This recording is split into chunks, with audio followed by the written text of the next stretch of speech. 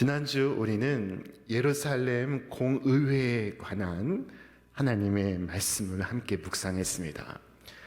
예루살렘 공의회의 결의를 편지로 받아 읽은 안디옥 교회 교인들은 모두가 기뻤습니다.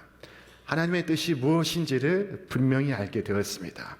구원은 할례나 율법에 있지 아니하고 구주의 은혜에 있다는 사실을 알게 되었습니다.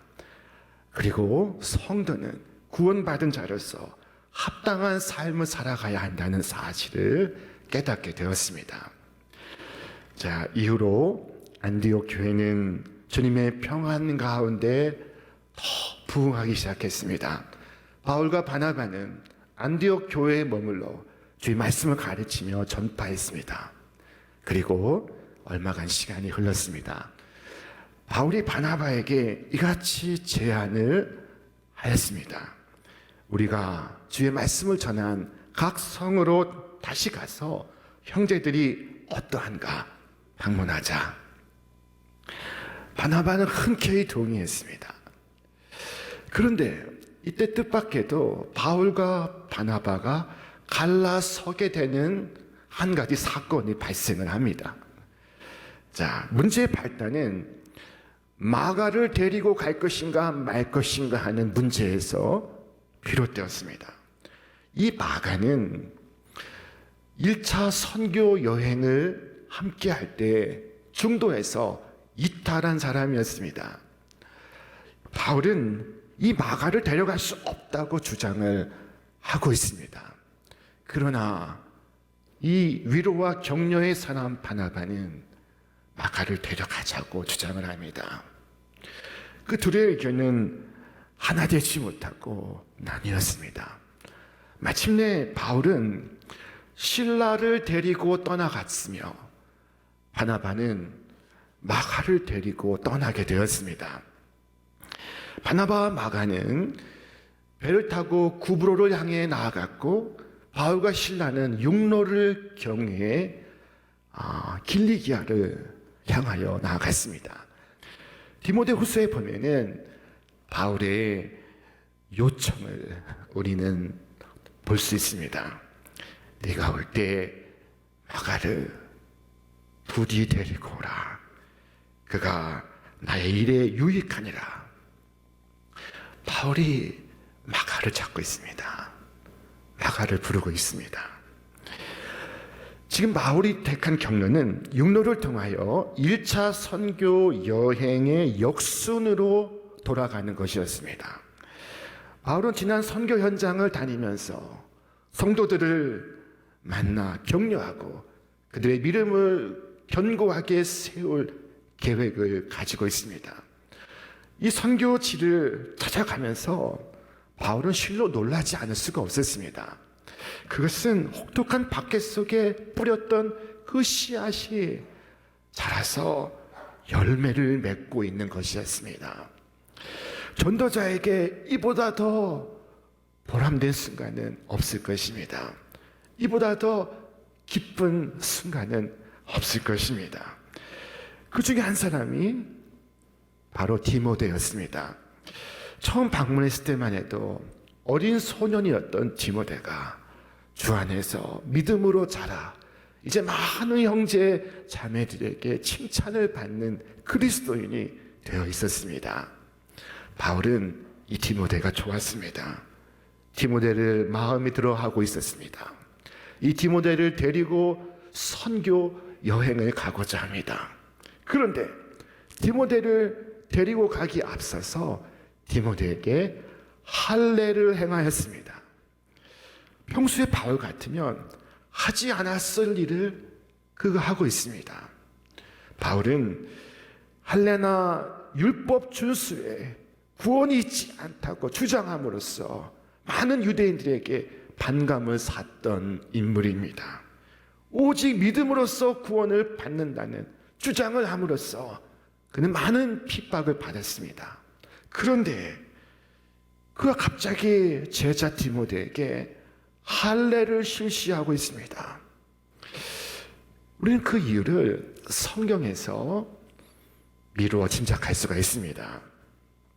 유대인들에게 내가 유대인과 같이 된 것은 유대인들을 얻고자 하며 율법 아래에 있는 자들에게는 내가 율법 아래에 있지 아니하나 율법 아래에 있는 자같이 된 것은 율법 아래에 있는 자들을 얻고자 하며 내가 이와 같이 여러 사람에게 여러 모습이 된 것은 아무쪼록 몇 사람이라도 구원하고자 함이니.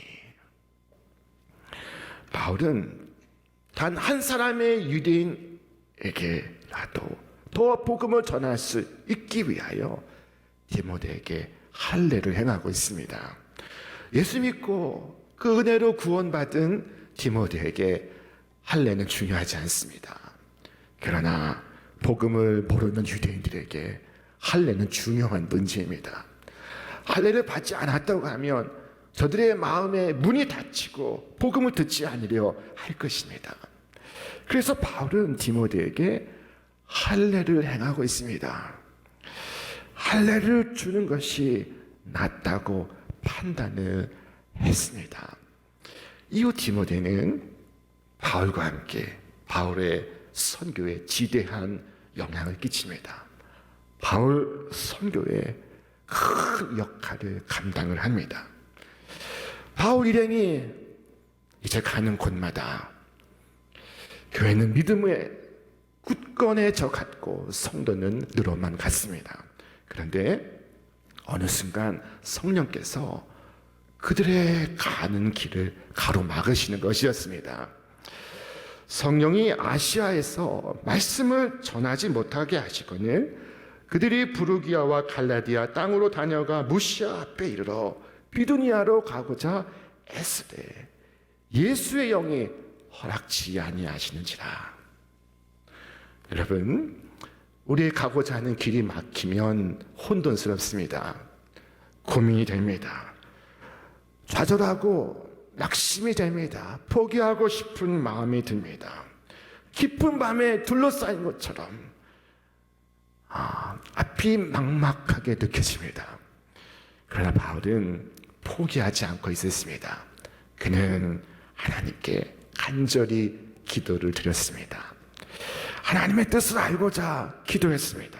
그때 그가 기도 가운데 한 환상을 보게 되었습니다. 말씀을 같이 읽겠습니다. 밤에 환상이 바울에게 보이니 마게도냐 사람 하나가 서서 그에게 청하여 이르되 마게도냐로 건너와서 우리를 도우라 하거늘. 바울은 자신을 부르는 마케도니아 사람을 환상으로 보았습니다. 마케도니아는 오늘날의 그리스를 의미합니다. 그리스는 헬라 문명의 심장부였습니다. 유럽의 심장이었습니다. 그때까지 바울은 이 아시아에 머물며 아시아를 다니며 유대인들을 중심으로 복음을 전할 생각을 갖고 있었습니다. 그러나 성령께서 그의 계획을 가로막으시고 그를 유럽으로 인도하시고 있었습니다. 이 환상을 통해 바울은 유럽에 복음을 전파하는 것이 하나님의 뜻이라는 사실을 깨닫게 되었습니다. 본래 바울의 이번 선교 여행의 목적은 지난 1차 선교 여행지를 다니면서 재방문하며 그곳에 있는 교우들을 만나 믿음을 굳건히 하는 것을 목표로 했었습니다. 그곳까지만 복음을 전하고 그 지역에 살고 있는 유대인들에게 복음을 전해야겠다는 소견을 갖고 있었습니다. 그러나 하나님의 비전은 바울의 비전보다 훨씬 더 컸습니다.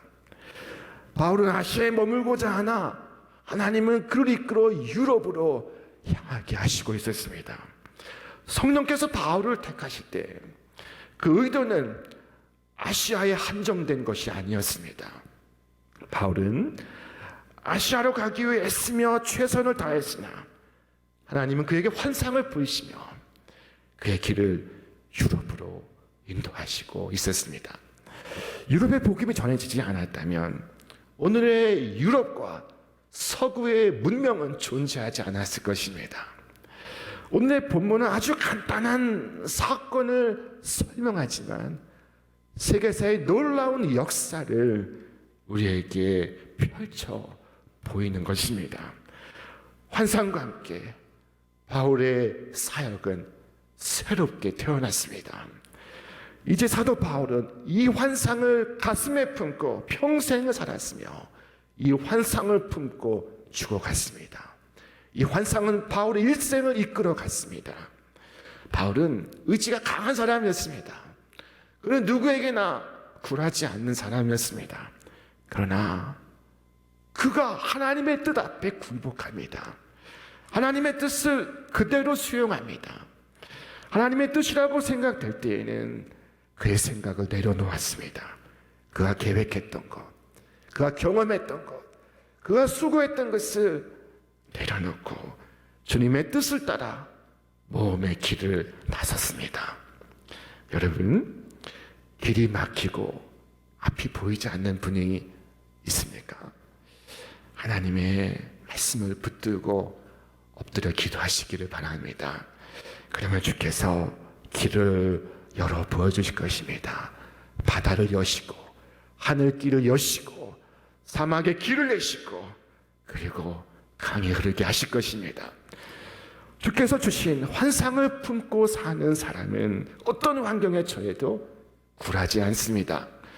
그 길이 때로 고난의 길, 어려운 길, 모험의 길일지라도 좌절함이 없습니다.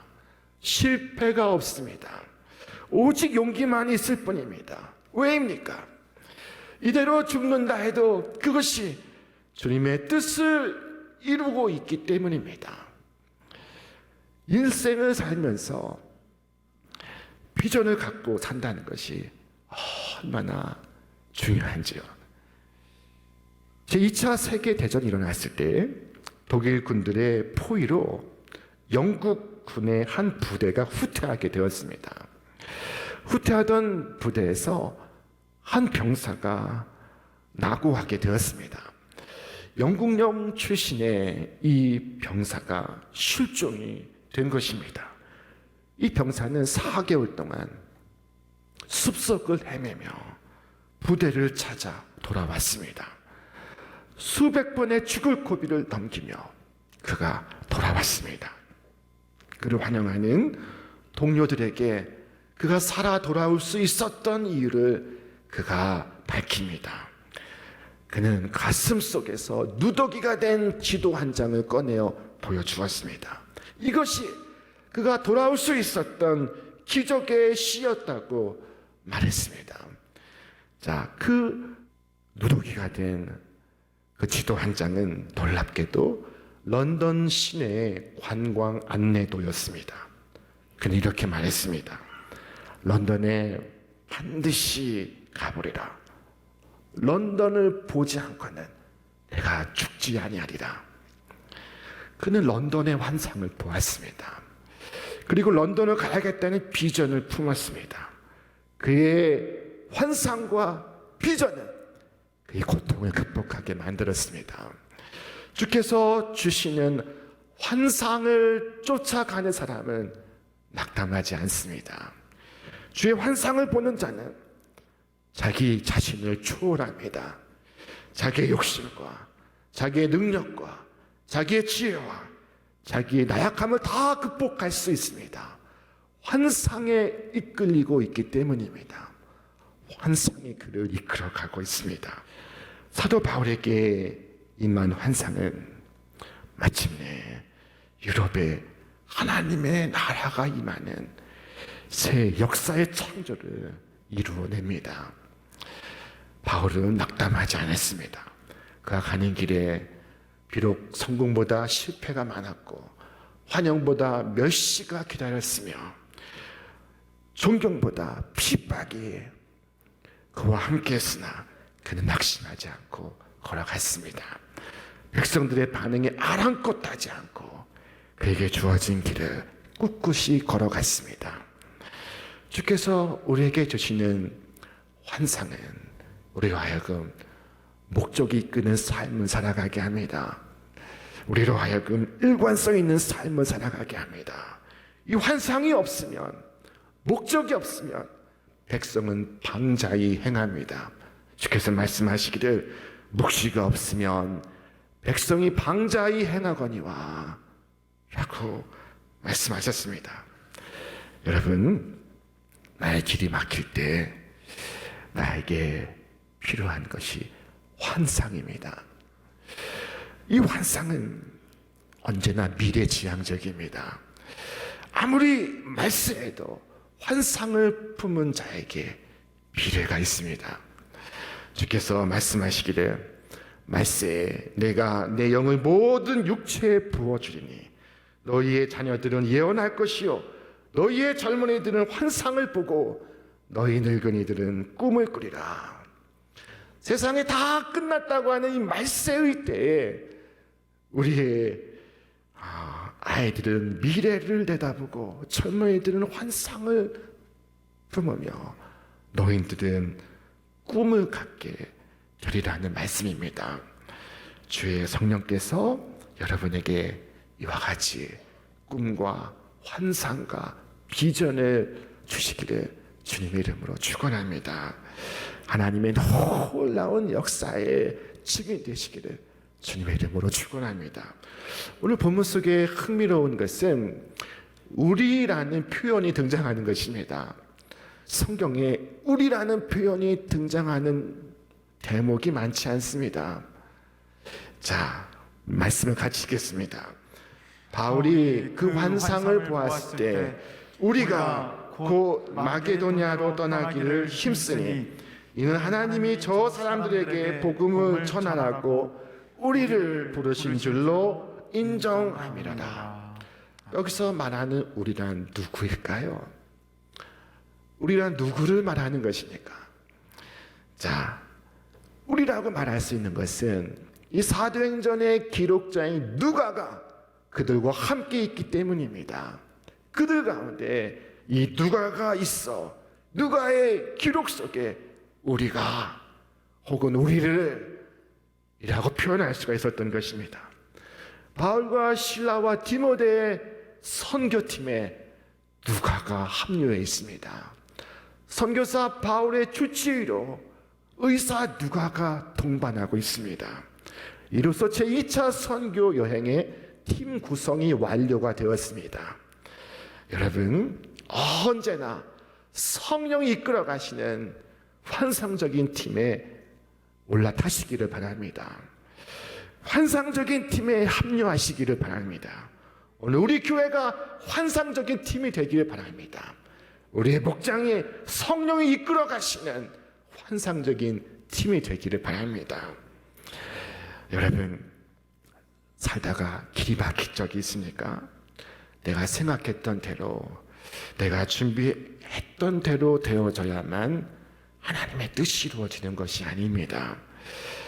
가던 길 못 가도 좋고 방향이 틀어져도 좋습니다. 때로는 내 계획이 좌절되기도 하고 때로는 내 계획을 바꿔야 할 때도 있습니다. 성령이 막으시고 성령이 여시고 성령이 나를 멈추게 하시고 성령이 나를 다른 길로 인도하십니다. 그러나 그 길이 어느 길이든 상관하지 않고 겸손히 성령을 따라 행하는 것, 그것이 믿음의 줄로 믿습니다.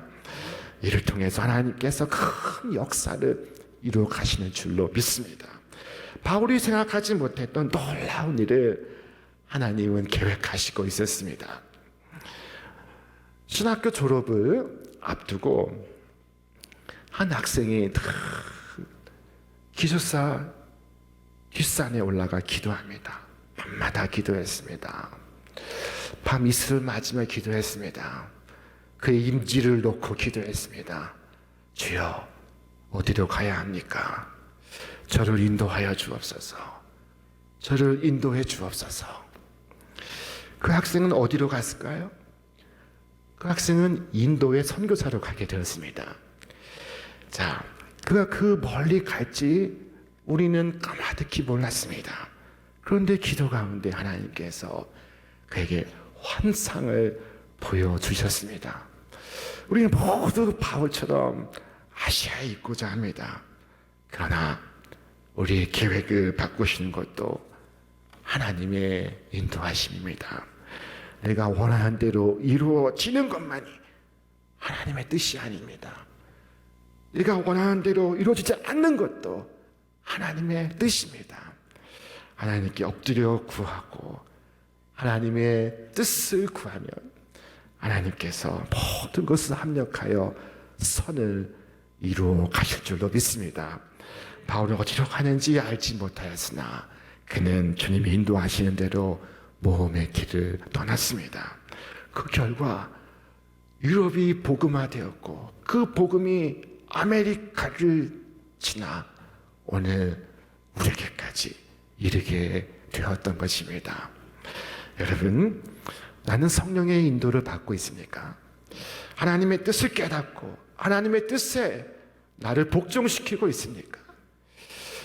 하나님은 오늘도 당신의 뜻에 온전히 복종하는 일꾼을 찾고 계십니다. 하나님의 뜻을 이루기를 원한다고 하면서 늘 자기 중심으로 살고 내 생각, 내 경험, 내 계획을 붙잡고 있는 사람은 하나님께서 쓰실 수 없는 사람입니다. 여러분, 사업을 시작하기 전에 이 계약서에 도장을 찍기 전에 하나님께 먼저 기도하십니까? 하나님의 뜻을 물으십니까? 하나님께 어떻게 영광을 돌릴 수 있는지 묻고 도장을 찍어도 늦지 않습니다. 사업을 시작한 후에도 순간순간 성령의 인도하심을 받으시기를 바랍니다. 세상의 뜬소문과 사람들의 속삭임에 흔들리지 않기 위하여 하나님께 나아가 엎드리시기를 바랍니다. 하나님 인도하심을 구하지 않으면 하나님의 도우심을 받을 수가 없습니다. 나의 생각이 아닌 하나님의 생각이 언제나 우리에게 선을 이룹니다. 주께서 말씀하셨습니다. 내 길을 여호와께 맡기라. 내 길을 여호와께 맡기라. 그를 의지하면 그가 이루시고 내 의를 빛같이 나타내시며 내 공의를 정오의 빛같이 하시리로다. 내 생각은 많아도 하나님의 생각은 하나입니다. 내가 무시하러 갈까 비두니하러 갈까 생각은 많아도 하나님의 뜻은 하나입니다. 내가 보기에 이 길도 좋고 저 길도 좋고 헷갈립니다. 그러나 하나님의 생각은 하나입니다. 내가 그 뜻을 묻지 않고 그 뜻을 분별하지 않는 것뿐입니다. 여러분, 고민하지 말고 방황하지 말고 하나님께 나아가 하나님의 뜻을 구하시기 바랍니다. 그러면 선명하게 보여주실 것입니다. 환상을 보게 하실 것입니다. 비전을 갖게 하실 것입니다. 이 한 주 성령을 모시고 성령의 인도하심을 따라 하나님의 놀라운 역사의 증인 되시는 여러분과 제가 되시기를 주님의 이름으로 축원합니다. 축원합니다.